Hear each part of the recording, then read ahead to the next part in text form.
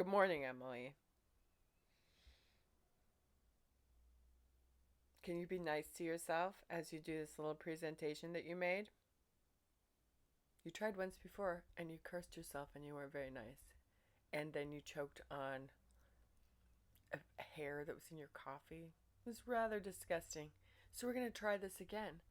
See if you can enjoy yourself with yourself doing this little presentation.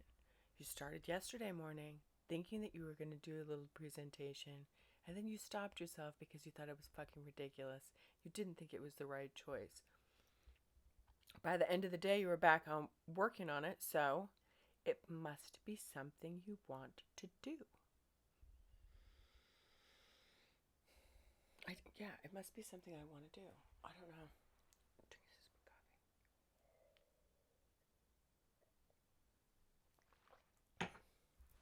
I'm wearing this hat because I just woke up and haven't done anything good. I did make coffee, hung out with my daughter. So I guess I fed the cat. That's not true. I did a lot of good things. I didn't do any of my morning, the things that I've assigned to myself.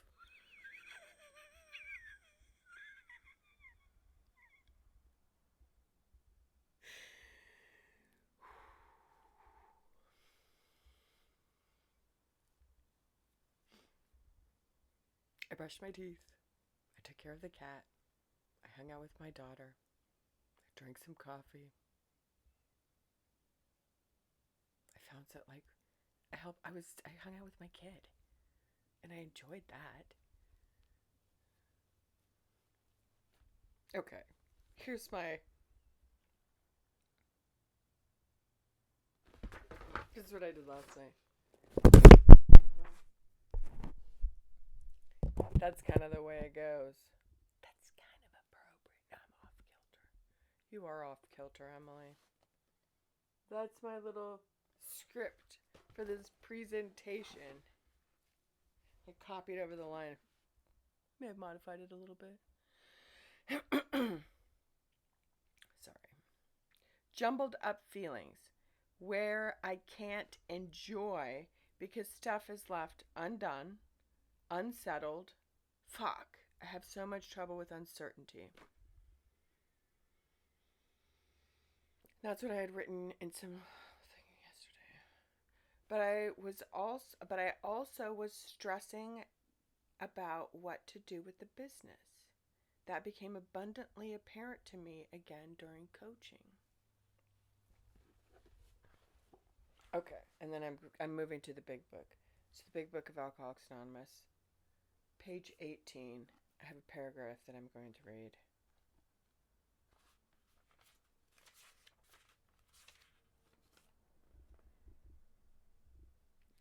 We hope we hope this volume will inform and comfort those who are or who may be affected. There are many. Highly competent psychiatrists who have dealt with us have found it sometimes impossible to persuade an alcoholic to discuss his situation without reserve. I have that highlighted and underlined. To discuss his situation without reserve. Strangely enough, wives, parents, and intimate friends usually find us even more unapproachable than do psychiatrists and the doctor. But the ex-problem drinker who has found this solution, who is properly armed with facts about himself, can generally win the entire confidence of another alcoholic in a few hours. Until such an understanding is reached, little or nothing can be accomplished. That the man who is making the approach has had the same difficulty, that he obviously knows what he is talking about, that his whole deportment shouts at the new prospect that he is a man with a real answer, that he has no attitude of holier than thou, nothing whatever except the sincere desire to be helpful. My neck hurts. I can't.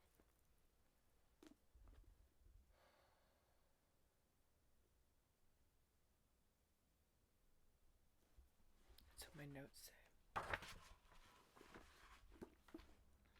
To discuss his situation without reserve. That's what's required. Or that's what alcoholics don't do. That's why it's like constitutionally incapable of being honest with themselves. If you can't be honest with yourself, you can't share with another. Like, it's like,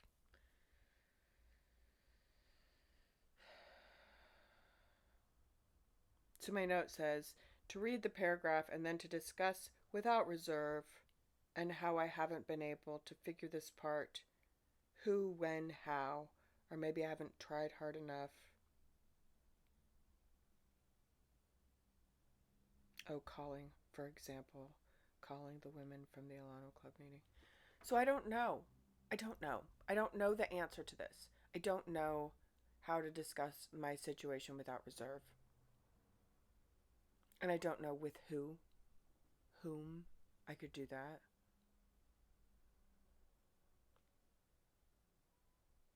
I guess it's progress, not perfection. I keep trying.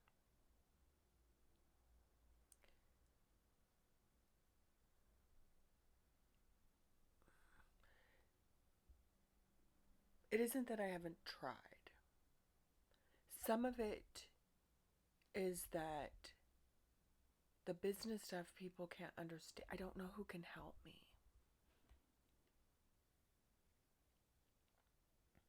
I spoke to an attorney last year. I mean, I did.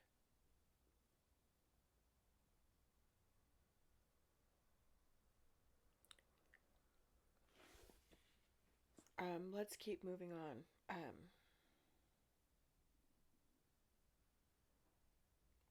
underlines. Oh, there's more to read in the big book. Oh, I'm going to read my underlines from some other pages. And then there is a solution. I think that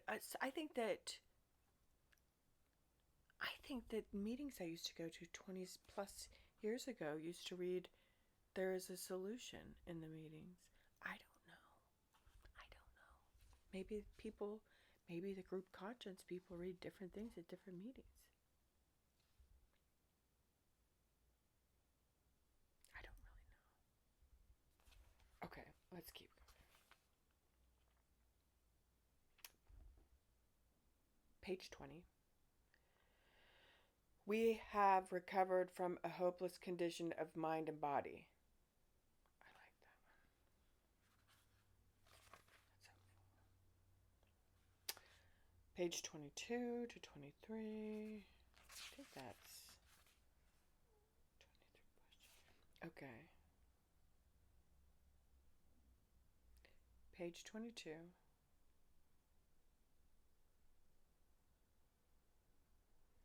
We are equally positive that once he takes any alcohol, whatever, into his system, something happens both in the bodily and mental sense, which makes it virtually impossible for him to stop. The experience of any alcoholic will abundantly confirm this. I don't do that. Laura B says that if you've ever lost control, I don't know. I actually don't know what she's saying. Because I'm fucking confused. And she confused me. Or, I don't know. Or she just likes to hear herself talk, and so she just goes off when she's chairing a meeting, which is really great. It's inspiring. It's kind of guru-ish, but it's like something that, yeah, it's like me. Which is why I relate with her. And also why it's a little bit scary. My neck is killing me.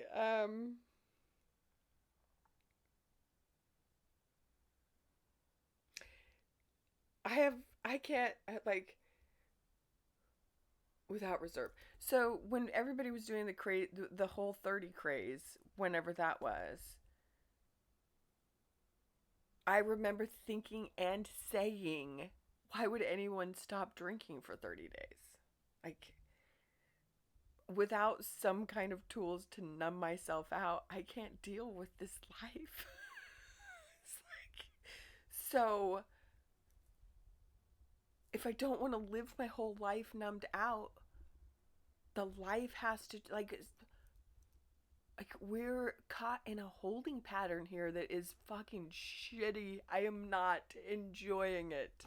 It's it, it's my little cardboard sign. What is no longer serving its purpose? What is no longer serving its purpose? What is no longer serving its purpose? Fucking hell. Okay. You gotta hurry up, Emily. It's ridiculous. The havoc an alcoholic's drinking bouts create. I I don't know. I don't think I've had a lot of havoc that drinking bouts have created. Has Aaron gotten a little bit upset at me? Yeah, for good reason. Yeah, but I don't know.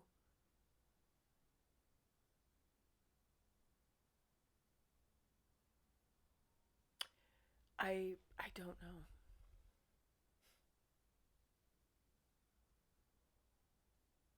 Chicken or the egg, right? The business or the booze? Cause I don't have any problem stopping if it's a night of drinking because I'm terrified something's gonna go wrong.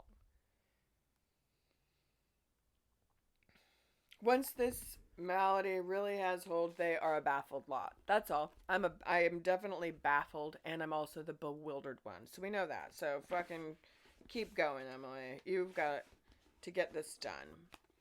You're okay. There is a solution. Page 25. There is a solution. Almost none of us liked the self-searching, the leveling of our pride, the confession of our shortcomings. It doesn't say our. The confession of shortcomings which the process requires for its successful consummation. But we saw that it really worked in others, and we had come to believe in the hopelessness and futility of life as we had been living it. When, therefore, we were approached by those in whom the problem had been solved, there was nothing left for us but to pick up the simple kit of spiritual tools laid at our feet. We have found much of heaven, and we have been rocketed into the fourth dimension of existence, which we had not even dreamed. I like that. I think they used to read that at meetings in the 90s.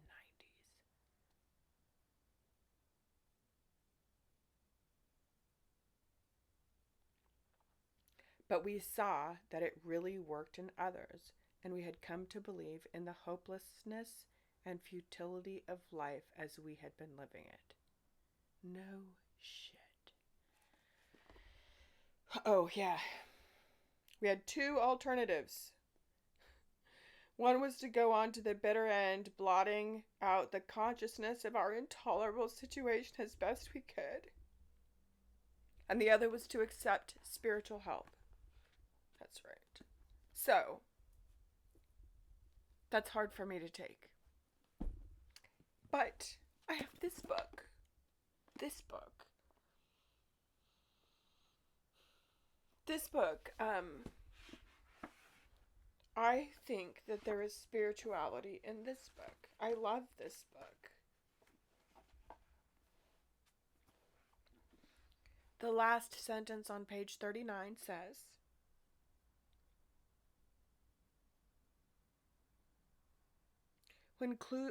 let's do the last paragraph. When clues present themselves, it can sometimes feel like the delicate mechanism of a clock at work, as if the universe is nudging you with little reminders that it's on your side.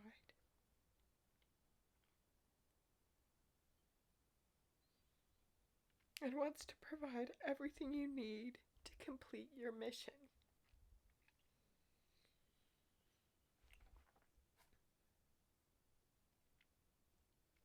When I think about God, I don't think about something that's on my side. Nudging me.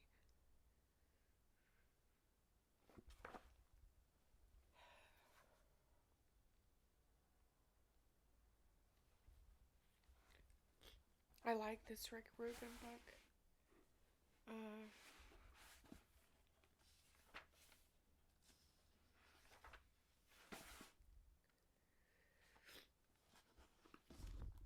Look for what you notice but no one else sees. Practice.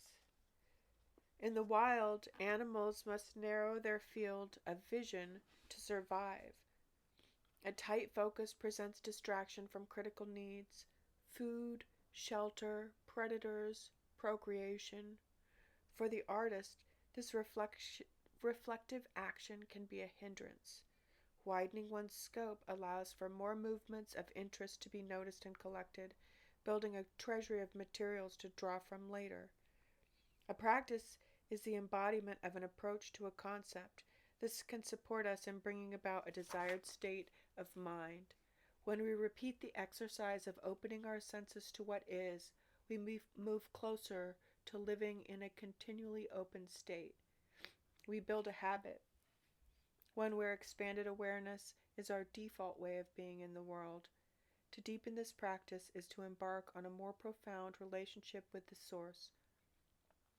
As we reduce the interference of our filter, we become better able to recognize the rhythm and movements around us. This allows us to participate with them in a more harmonious way. When we take notice of the cycles of the planet and choose to live in accordance with its seasons, something remarkable happens. We become connected. We begin to see ourselves as part of a greater whole that is constantly regenerating itself. And we may then tap into this all-powerful propagating force and ride its creative wave. To support our practice, we might set up a daily schedule where we engage in particular rituals at specific times every day or week. The gestures we perform don't need to be grand.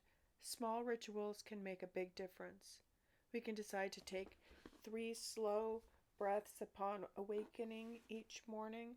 This simple act can set a course to start each day still, centered, and in the moment. We might also eat our meals mindfully, slowly savoring each bite with appreciation. Take a daily walk in nature, looking at everything entering our field of vision with gratitude and connection. Take a moment to marvel at the feeling of our heartbeat and the movement of blood throughout our veins before sleep. The purpose of such exercises is not necessarily in the doing, just as the goal of meditation isn't in the meditating. The purpose is to evolve the way we see the world when we're not engaged in these acts. We are building the muscular of our psyche to more acutely tune in. This is so much of what the work is about. Awareness needs constant refreshing. If it becomes a habit, even a good habit, it will need to be reinvented again and again, until one day you notice that you are always in the practice of awareness, at all times, in all places, living your life in the state of constant openness to receiving. This is lovely. I just love this book. I just really do love this book. Okay. Okay.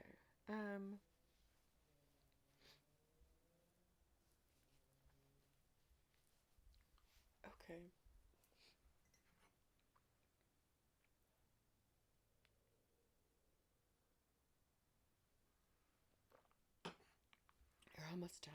No, you're not. You're getting there. You're getting there. Body keeps a score.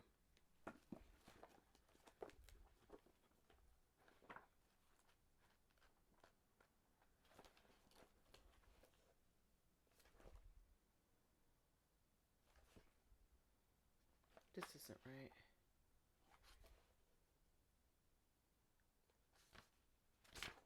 Uh-oh. I didn't write down the right page numbers.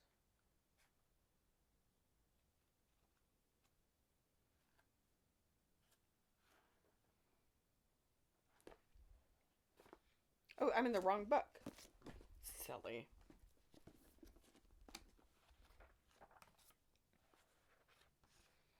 Okay.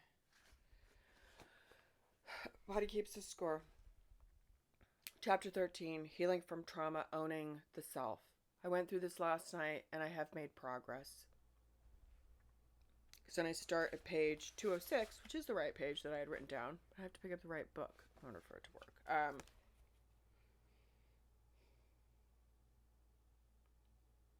Emotional awareness, emotional regulation. Yeah, I've made progress with this. Page 206 to 212. So this chapter is called Healing from Trauma, Owning Yourself. When I first read this, it was really something because I identified strongly. Trauma robs you of the feeling that you are in charge of yourself, of what I will call self-leadership in the chapters to come.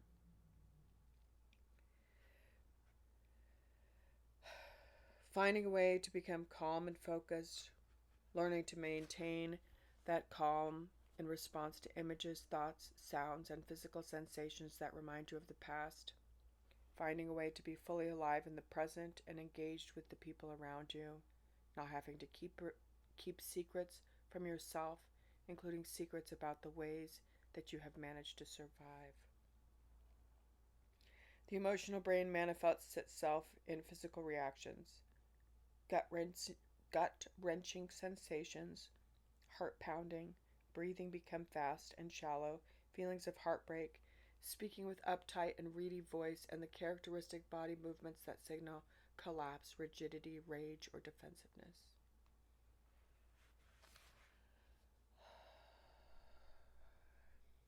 However, that doesn't help us manage ourselves.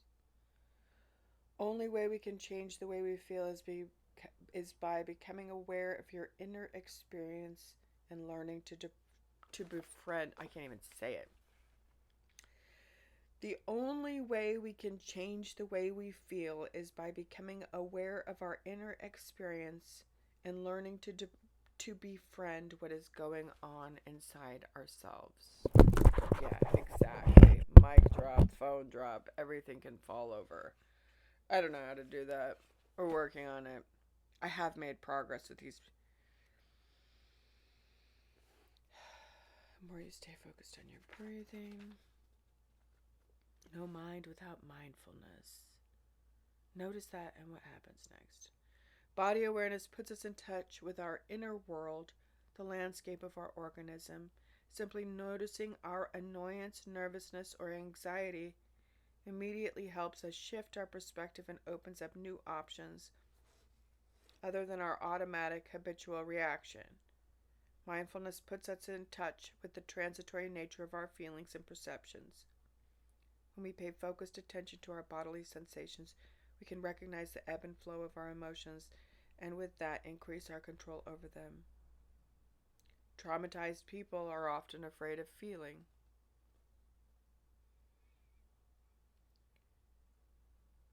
It's not so much the perpetrators, who hopefully are no longer around to hurt them, but their own physical sensations that are now the enemy. Apprehension about being hijacked by uncomfortable sensations keep the body frozen and the mind shut. Even though the trauma is a thing of the past, the emotional brain keeps generating sensations that make the sufferer feel scared and helpless. It's not surprising that so many trauma survivors are compulsive eaters and drinkers, fear making love, and avoid many social activities. Their sensory, their sensory, their sensory world is largely off limits. Learning to observe and tolerate your physical reactions is a prerequisite for safely revisiting the past.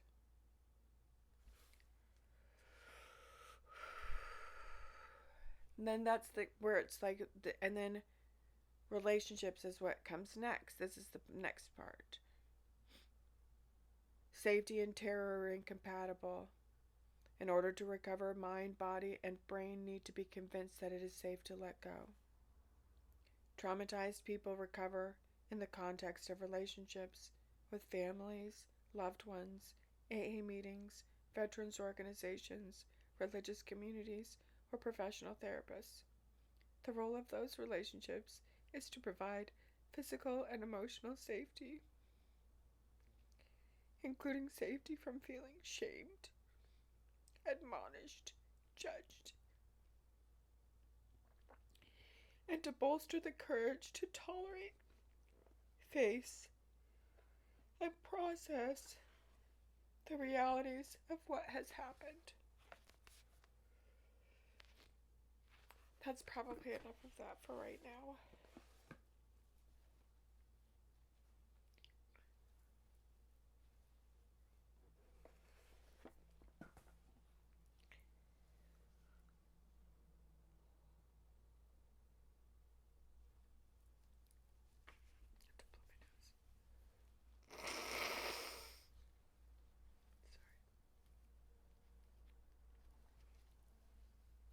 Okay.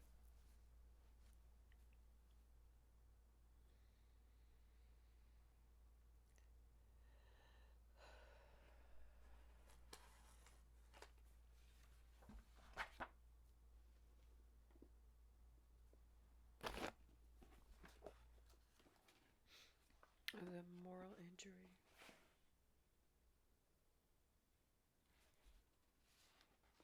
Okay, and then this is from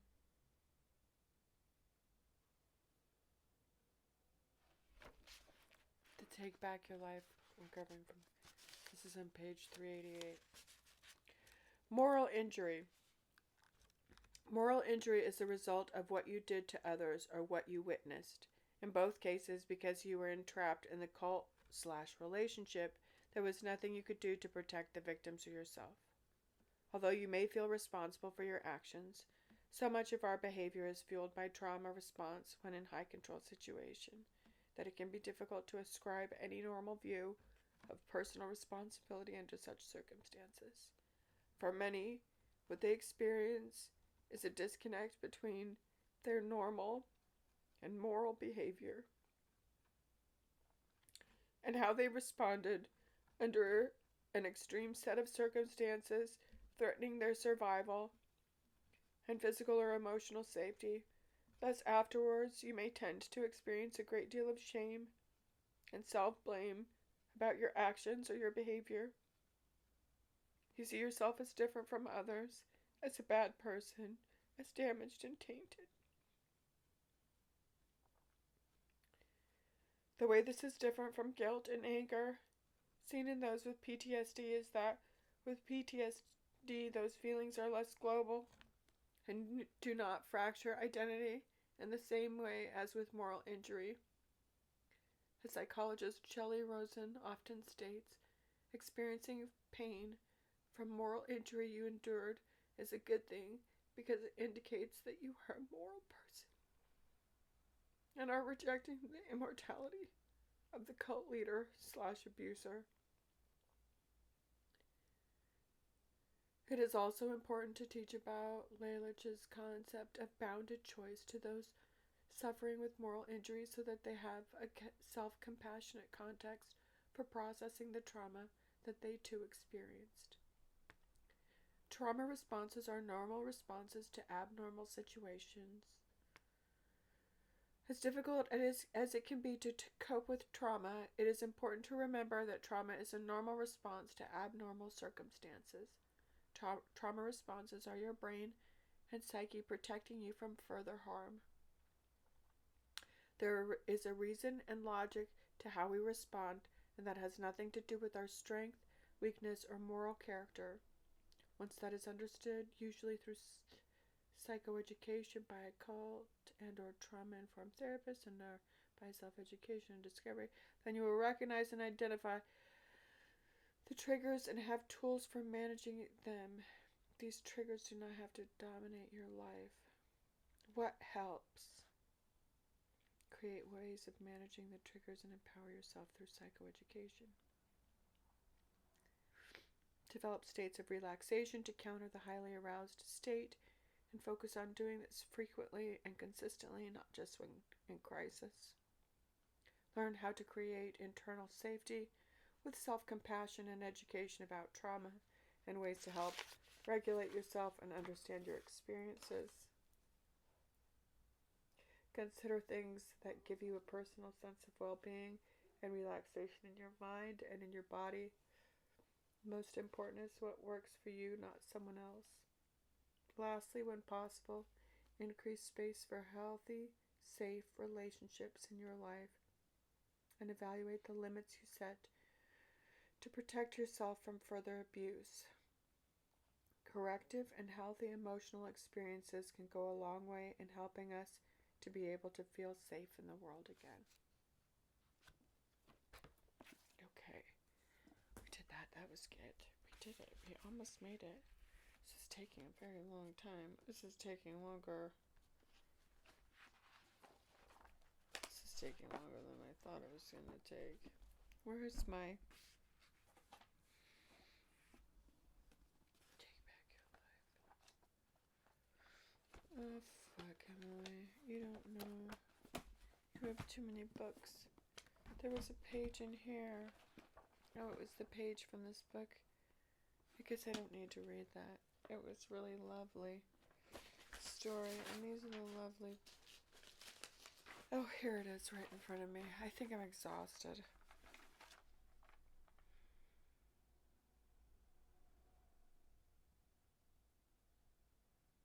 I really would like to spend... I don't know, I would like to work the steps. I'd like to be sober and work the steps.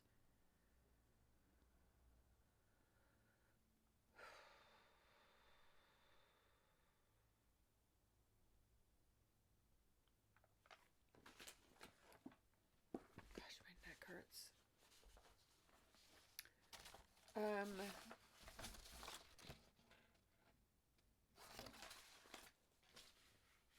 I had another story to read from this book I don't like, The Many Roads, One Journey. It was a really nice story, though. It was about monk. I don't know why I didn't save the page. It's about a guy that was helping addicts get sober. It was lovely. And I have my, 12 weeks. There's 12 weeks until my birthday. So this week, I guess, who the fuck cares? Just me. My stupid little list. So week 1 is honesty and acceptance. 2 is hope. 3 is faith. 4 is courage. 5 is integrity. 6 is willingness. 7 is humility. 8 is justice. 9 forgiveness. 10 perseverance. 11 spirituality.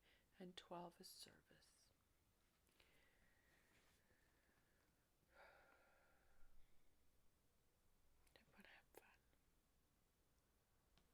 I want to figure out what I need to figure out so that I can have fun and enjoy the rest of my life. Be a good person, contribute good to the world, take care of myself, be a good mom to my daughter, contribute good to the world, and do a good job being me. That's all. That's all I want. Okay.